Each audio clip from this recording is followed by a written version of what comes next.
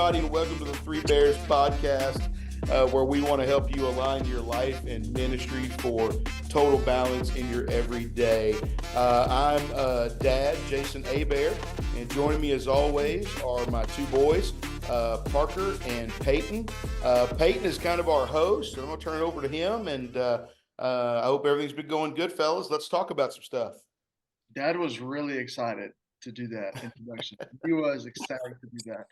Hey, man, I've been moving and shaking, fellas. I'm trying to work on a sponsorship for our church Rewind. And next, I'll start working on one for this. We'll see what happens. Maybe some kind of porridge company. So, there's a couple of ways we could start this. It was somebody's birthday. One way.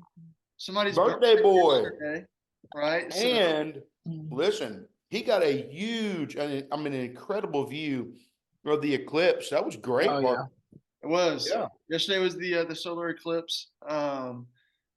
We also April 8th was. Yeah.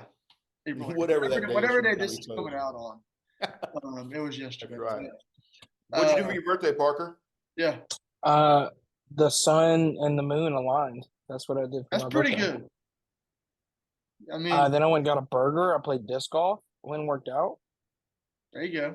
Yeah. Productive. It was great. Me and Dad, we could talk about our conversation about the car deal earlier if we wanted to, but we'll leave that be. Listen, family business stays family. This is podcast business. Yeah. All right. So we always kind of start off with the goofy question. So the question that I thought of, which it's one that I heard on a podcast I was listening to this morning.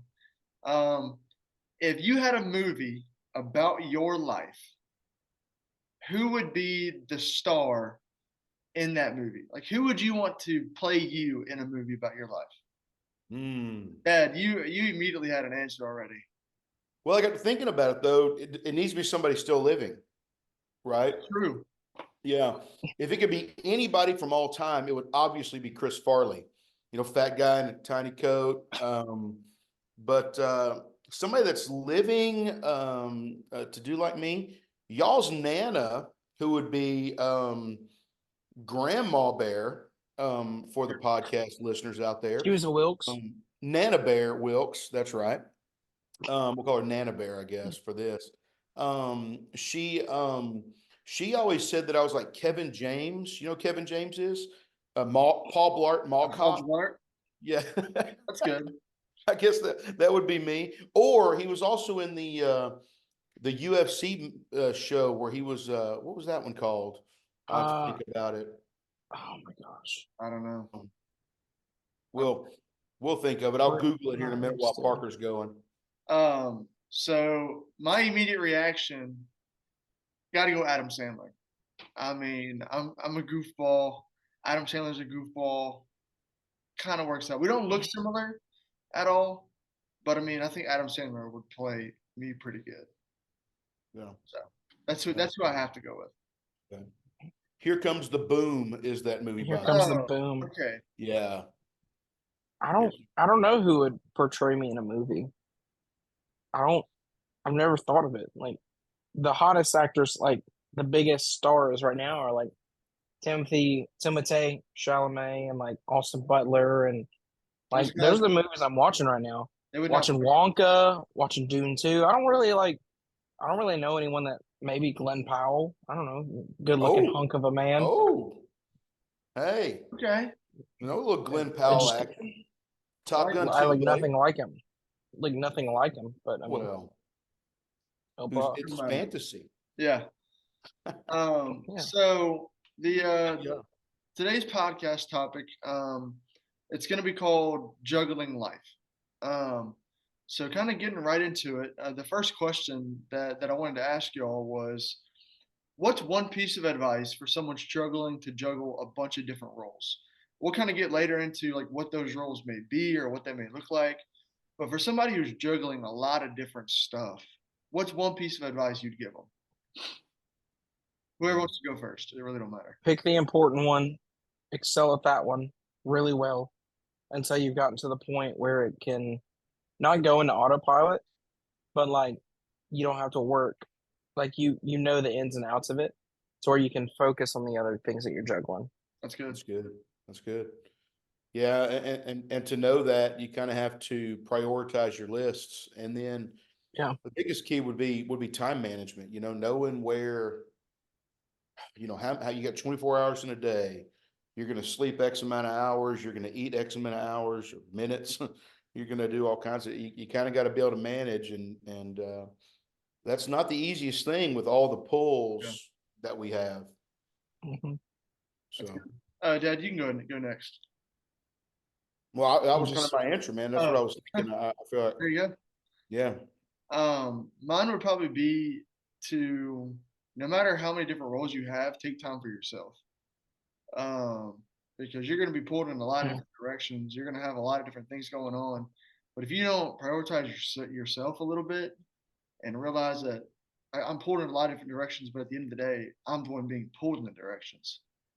Kind of mhm, take some time to really focus on yourself. Then you can kind of understand, okay, I got to do this, this, this, and this. You kind yeah. of get to a calm and a cool about it all, that where you can then, as you kind of said, Parker, prioritize what's important. I think So that's hard mhm, too for people in ministry to do because, or even people in leadership, because we tend to be givers, mm, and taking anything for ourselves um, is really difficult for us to. It's kind of against nature at times, and at least you want to be an unselfish person, and so yeah, it's going to happen for sure. We just have to be able to manage it when it comes. So absolutely. yeah, So kind of mhm, going into like what those roles may be. Um, for a lot of people who may be listening, and you may be into like a church setting or a church role. A lot of people who watch this may work, family, ministry. So for you personally, how do you manage work, family, ministry without going crazy? Like, what are some tips that you would have for other people? yeah. Um, it's really really hard. It's especially as your family changes and your ministry role changes. I know Parker is wearing a lot of hats in his ministry role, and you know, myself as a church planner, a lot of different roles in that as well. And well, all of us really. That's why we're doing this podcast. We're adding a role, podcasters, to our list of things we do. When I was thinking about all those roles, sometimes people only see, for example, me and Parker particularly, they see us on Sunday mornings on the stage. Yeah. Peyton, you do a lot of stuff behind the scenes that people don't see. I saw a shirt, it said I'm the sound guy, and nobody knows I do my job until I don't. That was a pretty cool shirt design. mhm. Yeah. And there was another one I saw for Parker, said, this is a soundboard and I know what all these buttons do. I thought about getting you guys those shirts, but I didn't know if y'all would get offended by calling y'all button pushers. I know that's a big deal for us. um, but as ministry roles change, there's a lot behind the scenes Hmm. that you kind of have to get before the actual performance. And you have to understand the most important part is this, and to get there are steps that have to be followed, and I think that order is kind of important when we're talking about managing family and ministry, and the ministry role versus the family role are ultimately different. Your family, for our four, including mom in this, our family role definitely changes over the years, but our ultimate goal is for God to be glorified in our family, and for you, both of you, to become productive citizens in society and faithful servants of the Lord. And in order to get there, when you guys are 18 and now 24, 20 and 24, the age that you guys are, things had to be in place when you were 1 day old Mm. and 8 years old and through the years. And then it even changes with, Parker now being married, that umbilical cord switched and he applied that to Maddie. and my role changes. Instead of the authoritarian role, it changes to more of an advisor role. And through it all, guys, I mean, I don't know about y'all, but I feel like we're very good friends as well as family. And Absolutely. that's kind of going outside of what we're talking about, I guess. But that's kind of how you keep it from going crazy. Like Parker said, you got to get the priority and then move towards it. So would you say, so basically to summarize that, would you say like goal setting? In a sense, yeah, that's a good way. Manageable, measurable goals. That's good. Yeah. I think how to juggle it all is for me, I've got, 2 hours of my day is taken up with driving to and from work. So I've got to really figure out, in my, 6, 7, 8 hours here in the office, like I've got to get everything done. So whenever I'm home, I can actually be home and not do anything else. Not worry about it because whenever I'm home, I've also got to consider working out, making food, just stuff like that. So I think, being able to um, say I'm at work, I need to get this stuff done. So whenever I get home, I don't have to do any of it. Now, I mean, it comes to the exception of like last night, I was editing the eclipse pictures, because I took a bunch of pictures. I needed to post them. I mean, that's not. I'm not saying I don't ever take work home because sometimes you have to do work at home because there's just I wasn't going to spend, on my birthday, as terrible as it sounds, I'm not going to spend more time in the office than I need to. I Yeah. mean, it's my birthday. I'm going to enjoy life just like a normal person. So, you know, might as well, so you've got to set boundaries, I guess is a good way to say it is like whenever I'm home, I'm home. Whenever I'm at work, I'm at work. Yeah. So, Yeah. Absolutely. That's kind of like what my answer was is you have to one set boundaries, but also with the boundaries have non-negotiables. Um, like every weekday, pretty much since last summer, my 3 a.m. to 7 or 10 a.m. that's work. I go to work on those days and then I have class and then I come home and it's either I have coaching or I have practice or whatever. Um, but of course, the non-negotiables are I'm not working weekends because I have church, and I know Wednesday nights I have church. Non-negotiables. Um, and also, I've kind of made it. It's been one of those things that's a kind of a shaky non-negotiable. One of those things, but also going to the gym. Um, I found it really hard that whenever you work at a gym, it's very hard to want to leave work and then come back later to work out. yeah. It's pretty hard, but I mean, it's prioritizing what's important. Like I find my physical health very important. So setting those things as non-negotiables for sure. Yeah. Um, and also taking breaks, especially with ministry we do a lot of summer work with our summer camps, with LOL, with church camps. You have to take breaks and understand that Yeah. I can either have a really, really good product if I take breaks and really focus on it, or a mediocre product if I just push through it. So that's kind of how I keep myself from not going crazy is realizing that it's okay to work at a slower pace than what I think I should be working at. Yeah. Mhm. Well, let me ask you guys a question. It's kind of on our list of things that we've talked about or wanted to talk about, and I just kind of want to get y'all's perspective on it. But when everything feels chaotic, and y'all been in very different settings, different time frames than I have. As my days in school and the one semester of college and one semester of community college and 5 semesters of glorified vacation Bible school and seminary, as Sure. y'all like to say. My time in school is very different from both of y'all's. I mean, Peyton, you were in high school during COVID. Parker, you were in college during that time. You had a lot of different things that you experienced. But when everything kind of feels chaotic and you're trying to fill all these roles, do all these things, what are some tips that you guys have for our listeners that might help people kind of regain control? What are some things that you think? That's good. Um, kind of a little quote that I live by is if it doesn't challenge you, it's not going to change you. Realizing that life is going to get chaotic, especially being a full-time college student, it's hard. So understanding that everything is gonna get it's gonna get done at a certain time and at a certain period, and it's gonna feel chaotic. It's gonna feel overwhelming. But the end result of it all, whenever you turn it all in, whenever you get through with it, it's gonna feel so much better. Um, and that's kind of how it's always been. For me is in the moment it's really hard, but understanding that since day one, you and mom have always told us that giving up's not an option, quitting's not an option. So realizing that like I'm gonna face challenges, I'm gonna face hard times, especially with schoolwork. Um, so kind of just grinding it out. You just kind of have to work at it. Yeah. It's something I think I live by.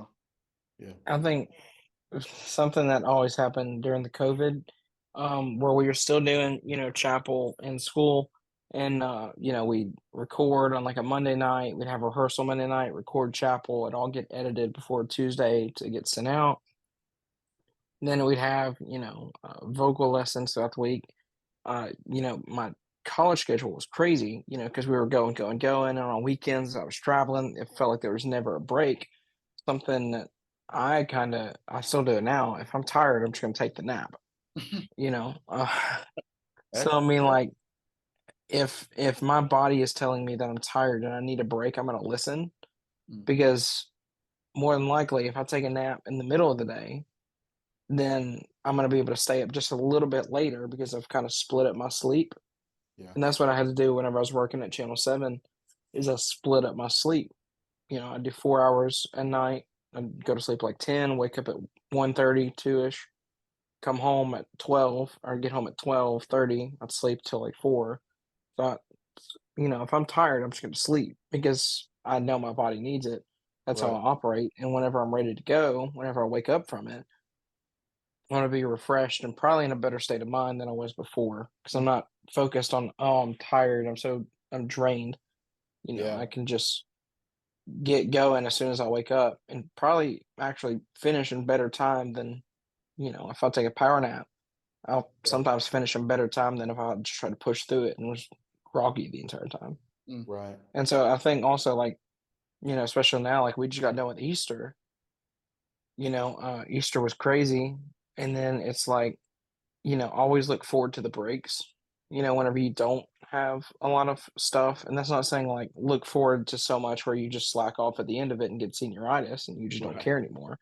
Yeah. It's just like look forward to, the Monday after Easter, to where, you know, work isn't crazy. We're not planning some event. We're not doing anything crazy, and I can just come into the office and plan for a normal Sunday morning and not have to look forward to Right. worship in the park on, big worship event, Easter egg hunt, a big major Super Bowl Sunday, you know.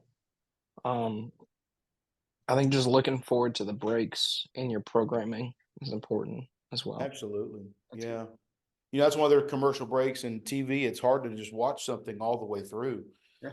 We do it for movies, but most people don't watch a movie every single day. I know we're going to do an episode in the future about struggling with mental illness and dealing with those kind of things. So be on the lookout for that to our listeners. But one of the things that I've learned in that process, and it goes around what Parker's saying, is you have to sleep. Mm. Usually when one of the first keys that Mhm. you point out is somebody's sleep patterns are way off. They're just not getting enough sleep. Their body's not getting into REM cycles and they're having trouble. And so that's definitely one of the things that you have to do.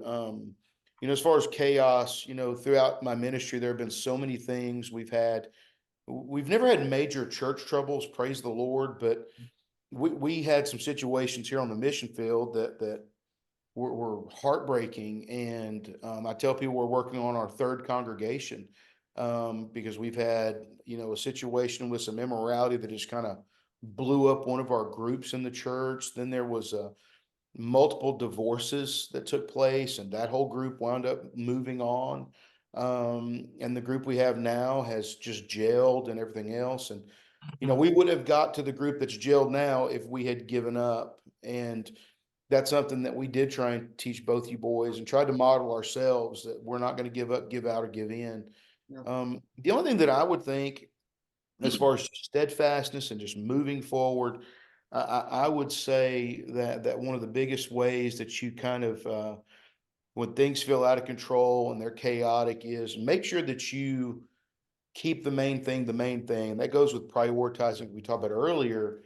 With me and your mom, we have always we never I don't think we ever neglected you guys, but there were times where she and I just got away. We took little Mhm. weekend trips and we did those kind of things, and those were constants that I could count on.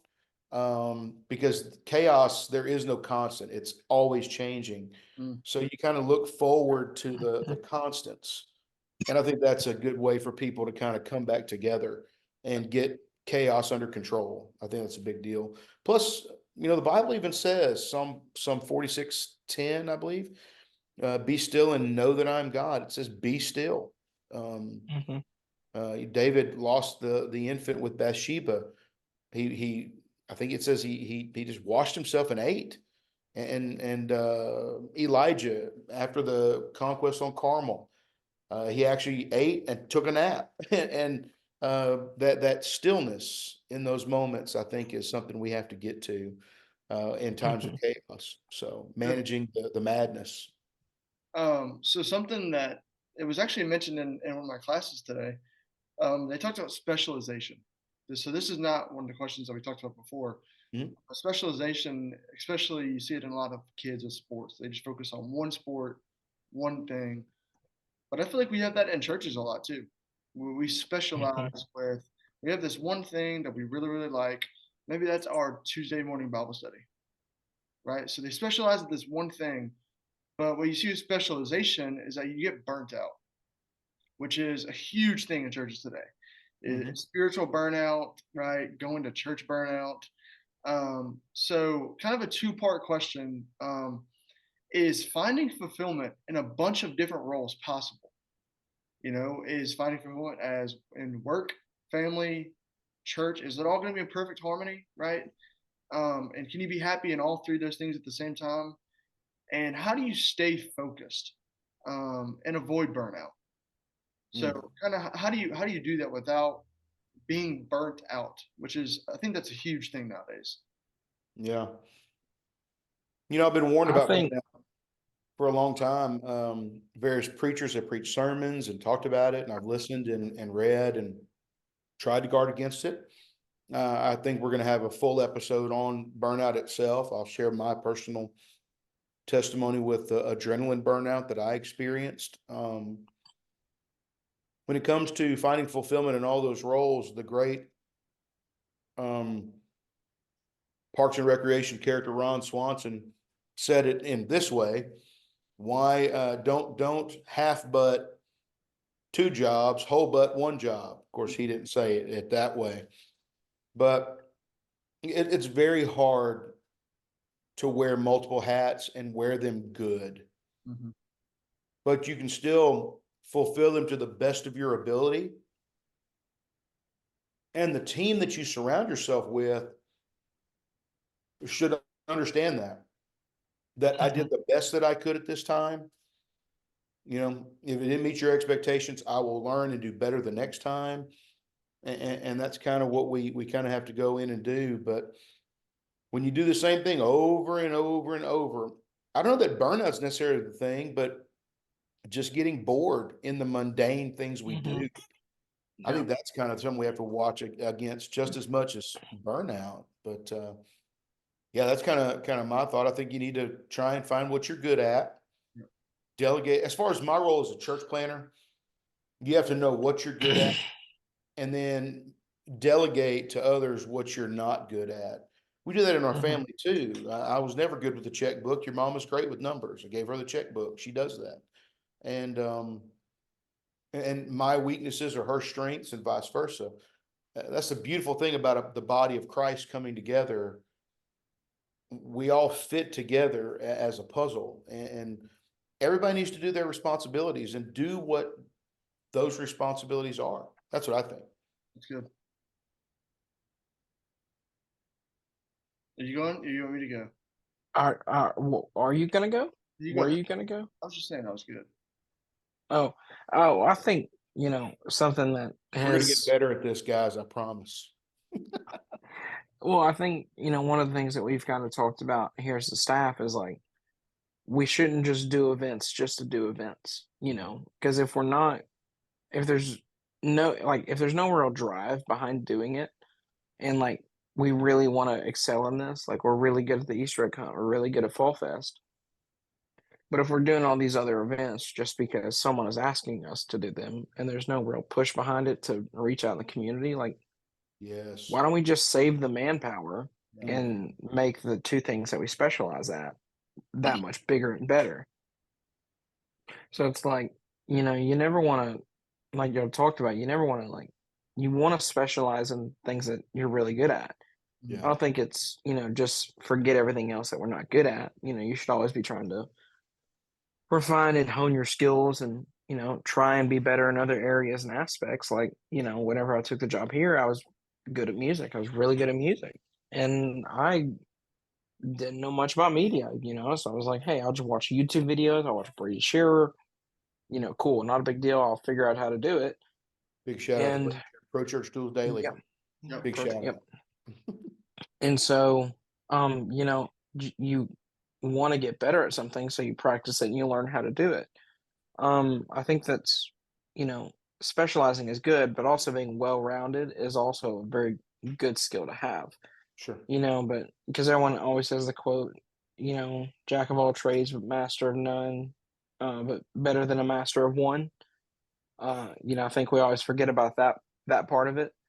If you specialize in one thing, you're one trick pony. Mm-hmm. You're good at the one thing, and that's really all you got. Yeah. If you're kind of well-rounded at everything, you can delegate to someone who's better at it than you, but you also aren't just like a bump on a log and a stumbling block and a road bump for them. You're actually Yeah. able to jump in and help. Yeah. So I think that's important to be well-rounded, but also specialize in what you're good at.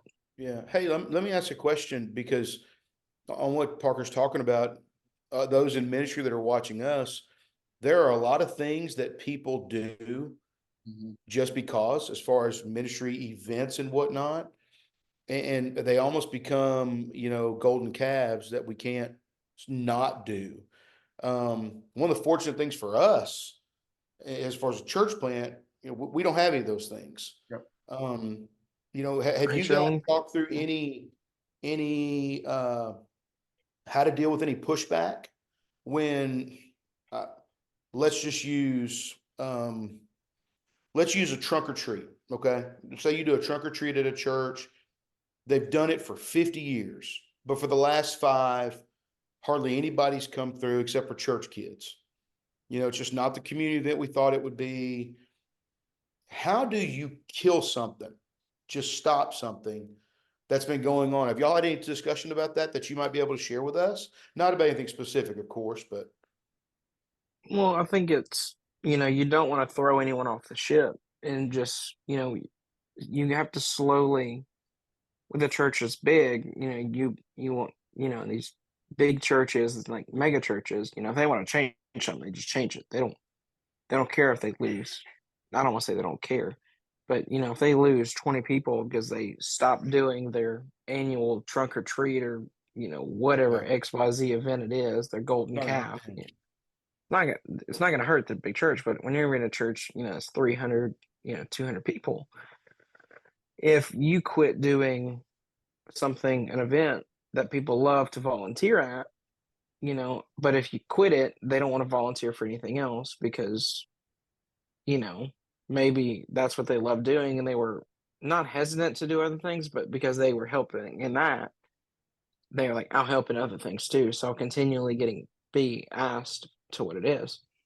yeah, You don't want to turn the ship too quickly, but I think if it's such a big, if there's a good reason behind it and it's explained well, of like, hey, we're not going to do a trunk or treat anymore because here's the reason why. We want to go out into the community and, be at the big community center where everything is at, and we just promote our church there and give out candy there, yeah, because we're able to actually reach more people. If it's a good reason behind it, then people should get on board. But if it's a good reason they don't want to get on board, then they're obviously just they don't want to let go of the golden calf, you know. Yeah.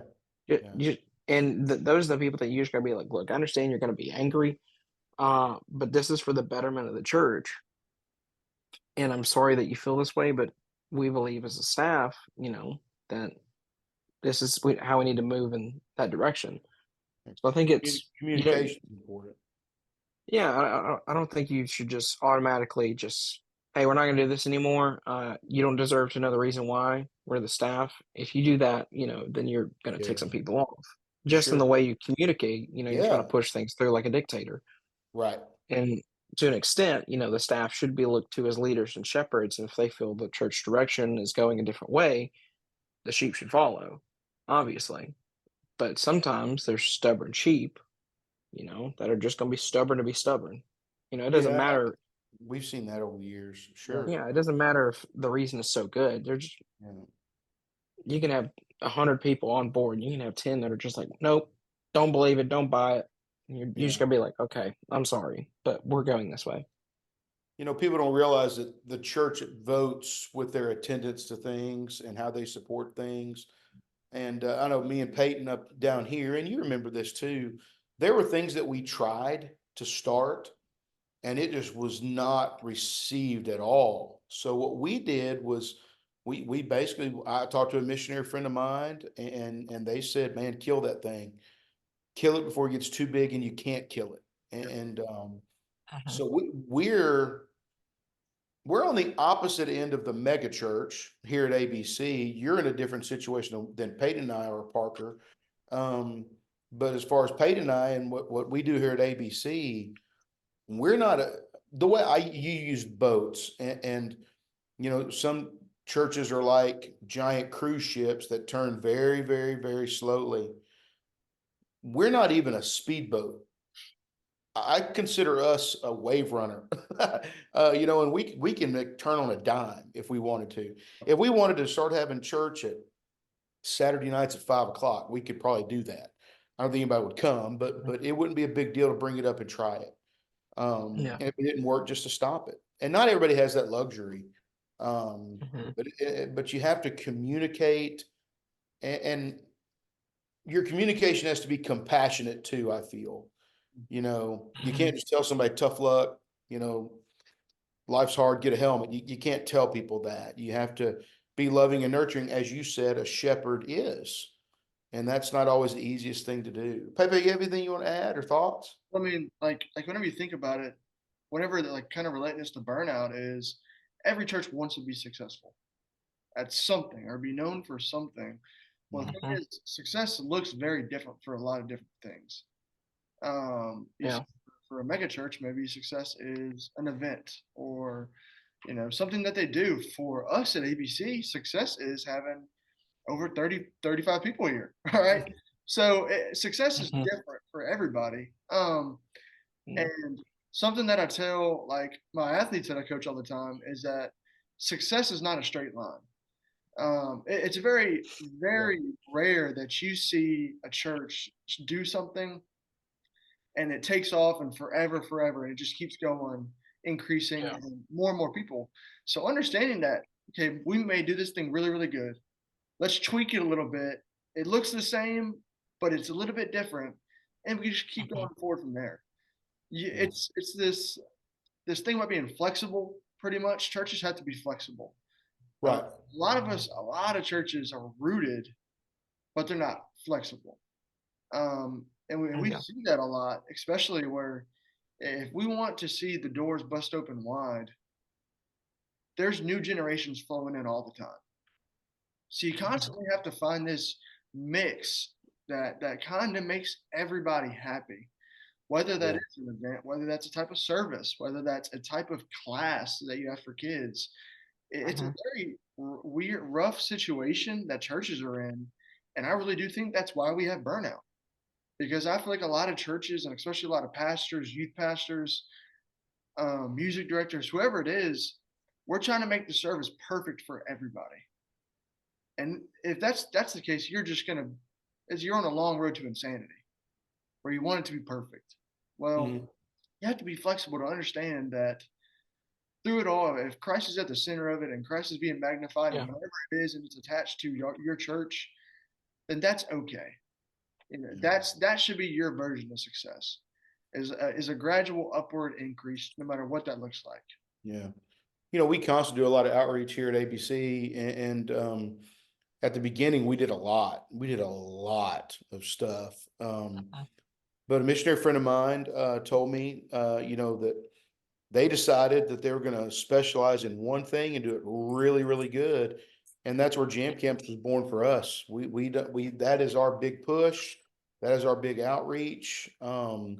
We've had to retweak our outreach material because people are already trying to sign up, and we had to have Peyton add a little circle and an arrow. Last night we had to redo the message. Yep. But yeah, ministry and juggling it all, man, it's not the easiest thing. It's definitely, and every church size has its own unique struggles with it. Yep. We kind of coming to a close here. If you guys have anything else to say, just kind of close it before I close this down. I've got nothing. Well, I do. I think, trying to make everything perfect, like you said, is going to make you insane. Yep. That's in any profession. If you truly did something perfect, what's going to happen whenever you finish it? Are you going to say like, oh, well, I just need to continually keep it at this because people are going to expect more the next time. There's always something you can improve on. That's right. Because if it's perfect, people are going to want it to be better the next time. So Yeah. And in churches where you're trying to cater to all ages and generations, there's always going to be people that are upset that you're catering to the other generation. Specifically, blended worship service. Well, you did 3 contemporary songs and 1 hymn, this week, and I'm just like, but 2 weeks ago I did 3 hymns and 1 contemporary song. So the young people didn't come and complain to me about that. Why are you complaining to me about, someone's always going to have a gripe and complain. Yeah. I think it's, I think you've got to pick out, I can't remember you got to pick out something with the something, pick out the good with the bad or something. Get out the burrs. Yeah, that Get one, out the burrs. that quote. I mean, everyone's, if you're doing that and what they said has merit and value, then take it and use it. Take that advice. Take that criticism, constructive or not. Yeah. But if it has no merit and you just say, okay, and move on about your day, I think that's in every profession. If someone just doesn't like you at work, what is their reasoning behind it? Does it have merit for them not to like you? So it doesn't just apply to churches, I think. Yeah. Well, one thing you always get from us is you'll get real and you'll get, our real thoughts on things. And I appreciate Parker and appreciate Peyton always being available and helping. Having your family fully engaged in ministry is a blessing, and I've not seen a downside to it. You boys took on adult roles immediately down here and in Lafayette, and y'all have continued faithfully serving. And for the person that's struggling with that balance of ministry and life and juggling all the different hats and roles that you have to wear, just hang on. It's going to work out. It's going to get better. You're going to figure this thing out. Just don't quit. Just keep going, keep pushing, and you'll find victory. A scripture that I've hung my hat on here is in Galatians chapter 6. And be not weary in well doing, for in due season we'll reap if we faint not. So we just keep pushing and keep pushing. And again, guys, always good to do this podcast with y'all. Looking forward to maybe next week. It'll be the Two Bears podcast. We may find a special guest. Maybe a special guest. Oh, right. Can't wait to see this. Maybe Where are you going to be? When I'm docked in Cozumel, I'll be able to pull up the podcast and see what y'all did. Don't be jealous. Don't be hating. Don't be hating. Never. No, not one. I'm going to kind of close this down. We are so thankful that you guys shared, you guys liked, you guys subscribed on last week's episode. Do the same thing for this one. Let's kind of break the viewer count that we had last week. We hope that you guys enjoy. And just like 128. Yep. 28 for next week. Just like Dad said, this is all about juggling life, right? You're not alone. Reach out to somebody else, right? And this is the Three Bears podcast. Thank you for tuning in.